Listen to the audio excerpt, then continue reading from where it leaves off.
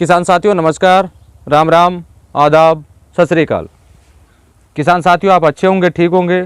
भगवान से यही कामना करते हैं, दुआ करते हैं आप जहाँ भी रहें स्वस्थ रहें, अच्छे रहें, आपके काम में दिन दुगनी रात चुगनी उन्नति हो। हमारी परम पिता परमेश्वर से यही कामना है, यही दुआ है।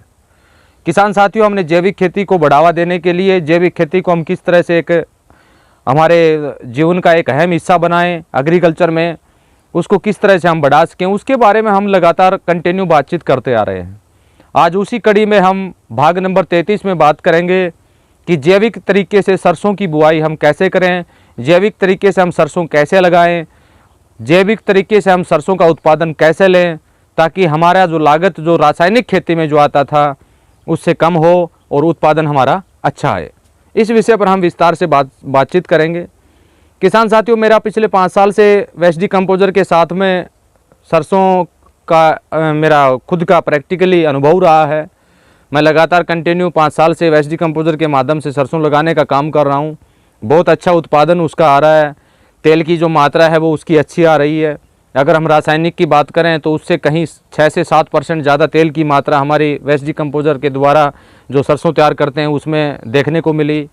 जो उसके अंदर जो न्यूट्रिएंट है वो कहीं उससे कहीं बहुत ज़्यादा देखने को मिला।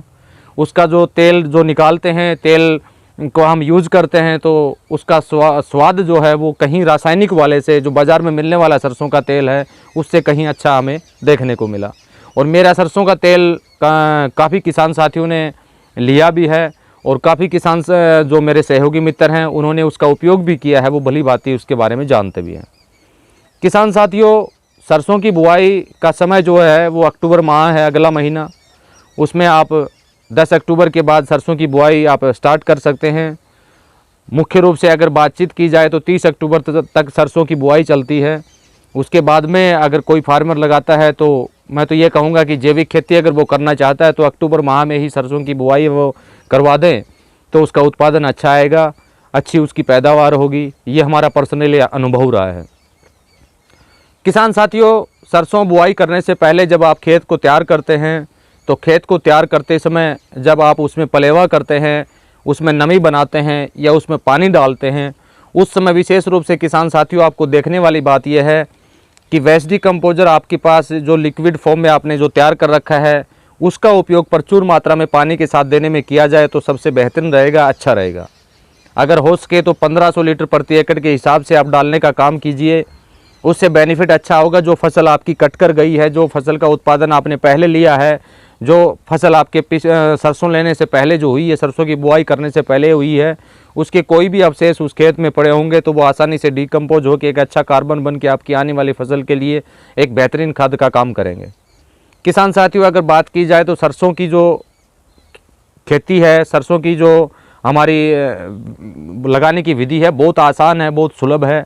और सरसों का फसल जो एक ऐसा सस्ता और उपयोगी फसल है कि जिसमें लागत भी ना के बराबर है। अगर जैविक खेती में बात करें तो रासायनिक में तो किसान काफ़ी तरह के फर्टिलाइज़र का उपयोग करते हैं, काफ़ी तरह की खादों का उपयोग करते हैं ताकि उनकी उत्पादन अच्छी आए, उनकी उत्पादन बढ़े। लेकिन जैविक तरीके से भी हम केवल टू केवल वेस्ट डिकम्पोजर के माध्यम से सरसों की एक बेहतरीन उत्पादन हम ले सकते हैं और काफ़ी फार्मर ले भी रहे हैं। और सरसों में पर्सनली अनुभव हमारा ये कहता है कि लागत जो होती है सरसों में जैविक खेती में, अगर प्रति एकड़ की मैं औसतन आपको बताऊं तो ज़्यादा करके ज़्यादा से ज़्यादा 800 और 900 रुपये की लागत आपको पूरे सरसों की फसल की आ सकती है जैविक तरीके से, अगर वेस्ट डिकम्पोजर का उपयोग आप उसमें करते हो तो। क्योंकि वेस्ट डिकम्पोजर एक ऐसा उत्पाद आपके पास है जिसके माध्यम से सभी तरह के न्यूट्रिएंट आप घर में तैयार कर सकते हैं, सभी तरह की उत्पाद आप घर में बना सकते हैं जिसका उपयोग आप आने वाली फसल में बहुत आसानी से और बहुत सुलभ तरीके से आप कर सकते हैं। तो जिस समय आप उसमें पलेवा करें, नमी बनाएं, उस समय वेस्ट डिकम्पोजर 1500 लीटर के आसपास प्रति एकड़ के हिसाब से पानी के साथ देने का काम करें। उसका जो बेनिफिट होगा मैंने उसके बारे में आपके सामने चर्चा कर दी है। जब आप उसमें सुहागा लगा दें और बुआई करने से 1 दिन पहले या 2 दिन पहले जब आपका खेत बिल्कुल प्लेन हो, समतल हो, उस समय वेस्ट डिकम्पोजर का एक छिड़काव के रूप में अगर आप यूज़ करना चाहें तो कर सकते हैं। उसका बहुत बेहतरीन फ़ायदा आपको मिलेगा। उसमें कुछ मात्रा में आपको पत्थर का घोल मिला लेना है और कुछ मात्रा में बकरी के मैन्योर का घोल आप उसको उसमें ऐड कर लेना है और 80% आपको उसमें वेस्ट डिकम्पोजर डाल देना है। और सबको मिला के विदाउट पानी मिलाए उसका एक फोलियर छिड़काव आप करवा दीजिए। उससे बेनिफिट किसान साथियों आपको ये होगा कि आने वाली जो आपकी फसल होगी उसमें जिन न्यूट्रिएंट की आवश्यकता होगी वो पत्थर के घोल और बकरी के मैन्योर और वेस्ट डिकम्पोजर से आसानी से पूरी हो जाएगी।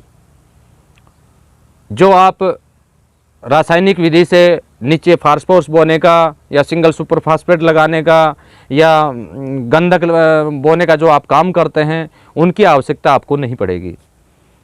अमूमन अगर देखा जाए तो बीज का अगर हम जैविक खेती में जैविक तरीके से जो फार्मिंग करते हैं उसमें बीज का अगर सही चयन हम कर लें तो हमारी लागत बिल्कुल ही प्रभावित नहीं होगी, बिल्कुल ही उसमें बहुत अच्छा हमारा उत्पादन आएगा।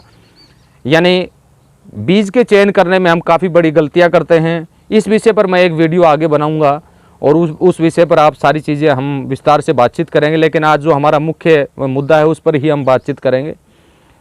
उस समय आप फोलियर स्प्रे अपने खेत में डालने का आप काम करें और उसके जस्ट 1 या 2 दिन के बाद आप उसमें सरसों की बुआई करवा दें।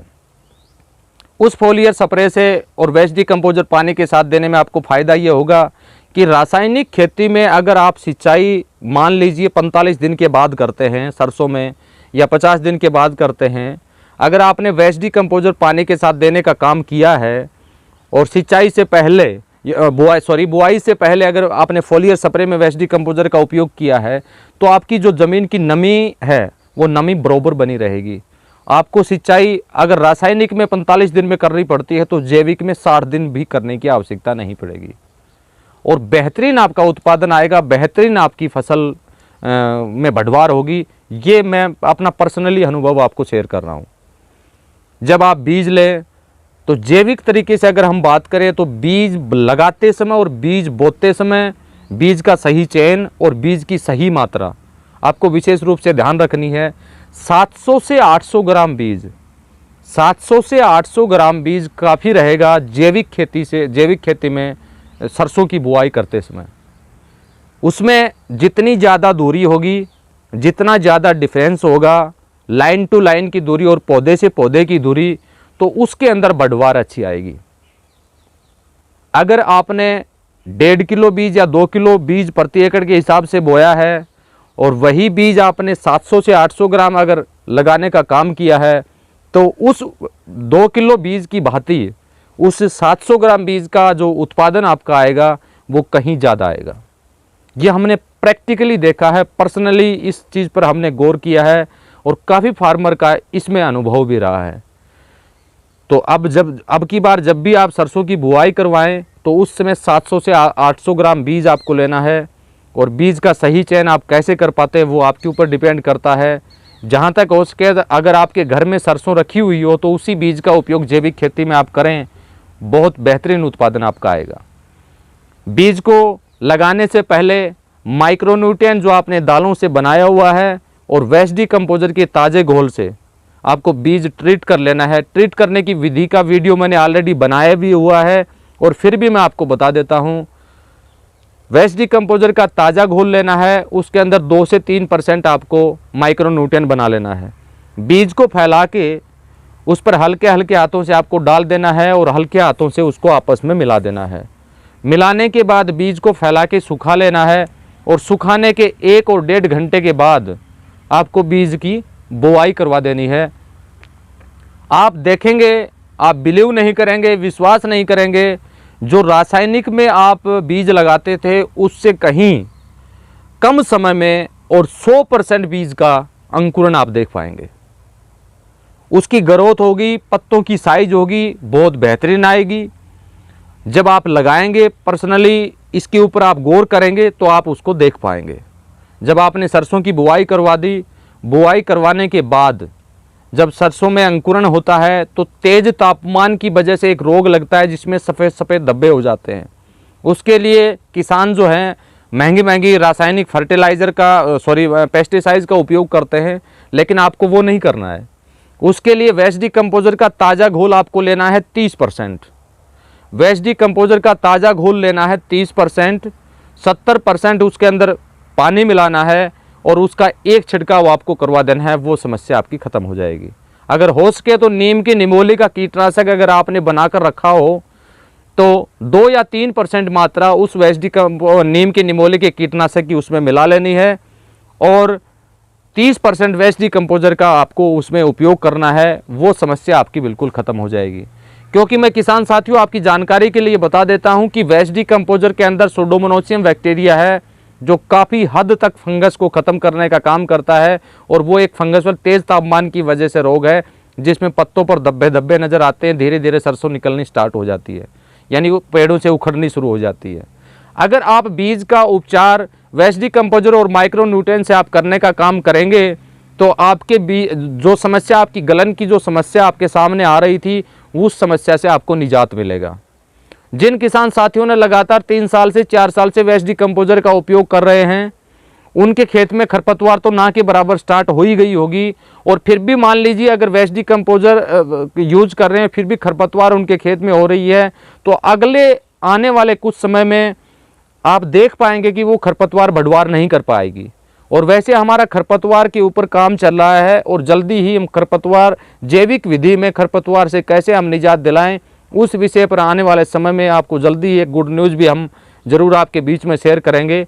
आप हमारे साथ बने रहिए। तो मैंने आपको मोटा मोटी बात सरसों की बुआई की लगाने से पहले, सरसों बोने से पहले आपको बता दी है कि जिस समय नमी बनाए उसमें पानी दें, उस समय सिंचाई करें या पलेवा करें, उसमें वेस्ट डिकम्पोजर 1500 लीटर प्रति एकड़ के हिसाब से डालने का काम करें। और जब आप उसको सुहागा लगा के समतल कर दें तो उस समय एक फोलियर स्प्रे 100% वेस्ट डिकम्पोजर और उसके अंदर कुछ मात्रा में पत्थर का जूस और बकरी के मैन्योर का घोल मिलाकर आप डाल दीजिए। जब बीज आप उसमें लगाएं तो बीज का उपचारित वेस्ट डिकम्पोजर और माइक्रो न्यूट्रिएंट से करके आप लगा दीजिए।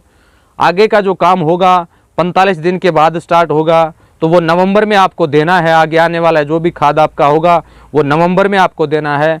इसका अगला जो भाग हम बनाएंगे वो नवंबर में आपको देखने को मिलेगा कि हम फास्फोरस उसके अंदर या सिंगल सुपर फास्फेट उसके अंदर या सल्फर की पूर्ति के लिए किन किन चीज़ों का हम उपयोग करें, वो विधि आपको सारी आगे आने वाले समय में बता दी जाएगी। सबसे पहले तो आप इस बात का विशेष रूप से ध्यान रखें और कितना खाद की उसमें आवश्यकता होगी उस विषय पर हमने पिछले काफ़ी वीडियो के माध्यम से हम बातचीत करते आ रहे हैं कि मिट्टी की जांच आप अवश्य करा लें। उससे आपके खेत में जो भी डेफिशिएंसियां हैं, जिस चीज़ तत्वों की कमी है, उनके बारे में आपको जानकारी हो जाएगी और आपका ऑर्गेनिक कार्बन और ज़मीन का पीएच मान क्या है उसके बारे में भी आपको विस्तार से आप जान पाएंगे। तो किसान साथियों, आज का हमारा विषय इतना ही था। फिर भी किसी किसान साथी का कोई सवाल जवाब अगर रह भी जाता है तो मेरे व्हाट्सएप नंबर के ऊपर मैसेज करके पता कर सकते हैं। व्हाट्सएप मैसेज की रिप्लाई देने में देरी हो रही है, उसके लिए मैं फिर आपसे माफ़ी चाहूँगा, क्योंकि व्हाट्सएप मैसेज हैं ही बहुत ज़्यादा संख्या में और एक इंसान के लिए इतना जल्दी रिप्लाई देना पॉसिबल नहीं है। काम हमें अन्य भी होते हैं और उसके साथ साथ भी हम प्रयास करते हैं कि आपको जल्दी से जल्दी रिप्लाई दी जाए। तो जहाँ तक मेरा मानना है कि आप हमारी इस मजबूरी को समझने का ज़रूर आप काम करेंगे। फिर भी अगर कोई भी अर्जेंटली ज़्यादा आपको समस्या होती है तो आप फ़ोन कॉल कर सकते हैं।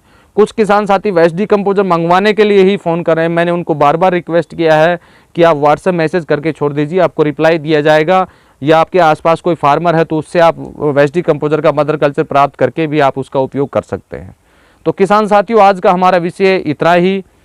अगला जो हमारा भाग होगा वो आलू की खेती करते समय हम किन बातों का ध्यान रखें, आलू की बुआई करते समय हम किन बातों का ध्यान रखें। किसान साथियों, मैं आपको आपकी जानकारी के लिए बता देता हूँ, ये वीडियो हम आधे बना रहे हैं, यानी अभी उसकी बुआई के ऊपर ही हम बना रहे हैं और मैं इन एक एक चीज़ को नोट भी कर रहा हूँ। आगे जब समय समय के ऊपर हम वीडियो आपके बीच में देंगे ताकि आपको बीच में बार बार पहले ना जाना पड़े, पहले आपको ना देखना पड़े और समय समय के ऊपर उस चीज़ को आपको जिस चीज़ की आपको आवश्यकता होगी उससे 15 दिन 1 माह पहले आपको वो वीडियो मिल जाएगा। ये हम प्रयास करेंगे आने वाले समय में।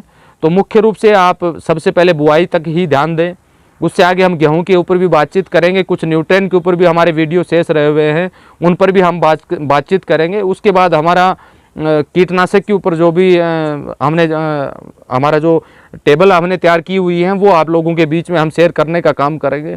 एक बार बार हमने पहले भी वीडियो के माध्यम से बताने का काम किया, फिर भी मैं आज कुछ चीज़ें आपको दिखाना चाहूँगा इसी वीडियो के माध्यम से, ताकि आप फिर भी अगर इस वहम में बैठे हुए हैं कि आप जो यूज़ कर रहे हैं वेस्ट डिकम्पोजर वो सही कर रहे हैं नहीं कर रहे हैं, वो आज क्लियर हो जाए आपको।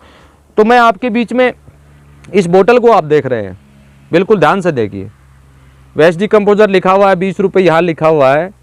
सबसे ज़्यादा गौर करने वाली बात ये है, वेस्ट डिकम्पोजर की बोतल की सही पहचान ये है जिसका उत्पादन 1 साल 4 माह पहले बंद हो चुका है। ये है ओरिजिनल बोतल। ऐसी बोतल अगर किसी फार्मर के पास है तो उसको ना किसी से घोल लेने की आवश्यकता है, ना किसी से मदर कल्चर लेने की आवश्यकता है।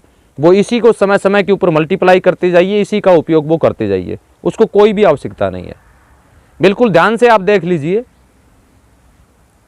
ये अगर develop by national organic farming centre जो लिखा हुआ है गाजियाबाद, ये अगर बोतल के पीछे लिखा हुआ है यहाँ पर, या डेवलप बाय यहाँ किसी अन्य कंपनी या किसी का नाम और है, तो वो वेस्ट डिकम्पोजर कतई उपयोग ना करें, कोई भी रिजल्ट आपको नहीं मिलेगा।